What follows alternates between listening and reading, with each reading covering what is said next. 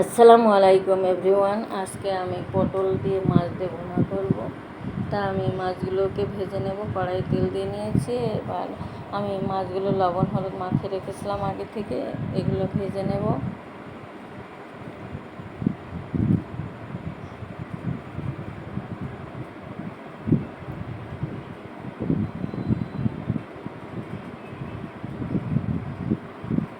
আমার মাছগুলো এক পাশ ভাজা হয়ে গেছে, উল্টে দেব।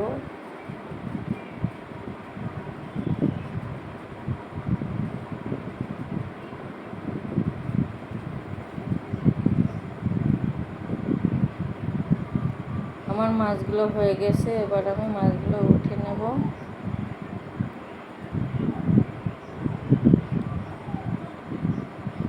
আমি কড়াইয়ে আরেকটু তেল দিয়ে পটলগুলো ভেজে নেব। আমি পটলগুলো আগে থেকে লবণ হলুদ মাখিয়ে রেখেছিলাম, এখন এগুলো সবগুলো দিয়ে ভেজে নেব। এই পটল দিয়ে মাছ দিয়ে ভুনা যে কতটা ভালো লাগে, আপনারা পটল শুধু ভুনা করলেও সেটাও খেতে খুব ভালো লাগে। যারা পটল মোটেও খেতে চায় না, তাদের জন্য আজকের এই রেসিপিটা। আপনারা কে কোথা থেকে আমার এই ভিডিওটা দেখছেন? আপনারা যদি ইউটিউব চ্যানেল থেকে দেখেন তাহলে আমাকে অবশ্যই সাবস্ক্রাইব করে দেবেন, আর যদি ফেসবুক থেকে দেখেন তাহলে ফলো দিয়ে আমার পাশে থাকবেন।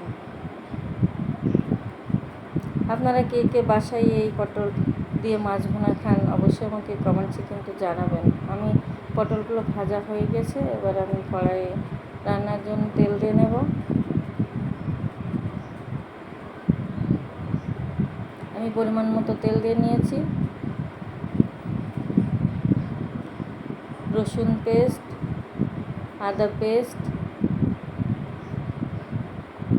জিরা পেস্ট,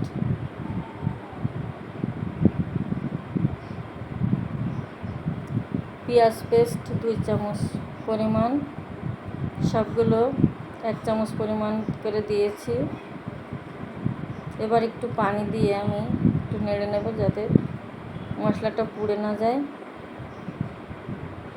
আমি 1/2 চামচ পরিমাণ শুকনো মরিচের গুঁড়া দিয়ে নিয়েছি। আমি 1 চামচ পরিমাণ লবণ, 1/2 চামচ পরিমাণ হলুদের গুঁড়া আর ধনিয়া গুঁড়া 1/2 চামচ পরিমাণ দিয়ে নিয়েছি। দিয়ে এবার মশলাটা খুব ভালো করে কষে নেব, আর একটু সামান্য পানি দিয়ে নেব।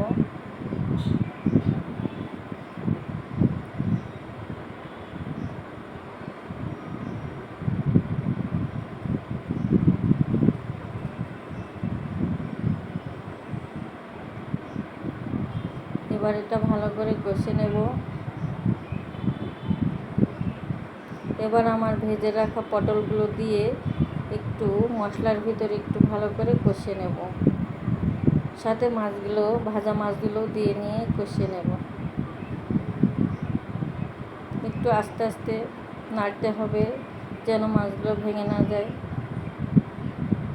এই পটল ভুনাটা খেতে এত মজা লাগে, আপনারা শুধু যদি পটল ভুনা করে খান সেটাও খুব ভালো লাগে, আবার মাছ দিয়ে খেতেও খুব ভালো লাগে। এবার আমি পানি দিয়ে দেবো অল্প পরিমাণ, দিয়ে এটা রান্না করে নেব।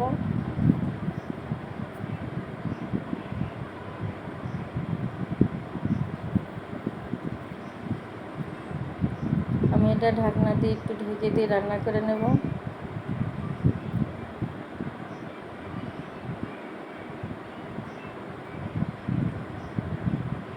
আমি আর একটু ঢাকনা দিয়ে ঢেকে রাখবো।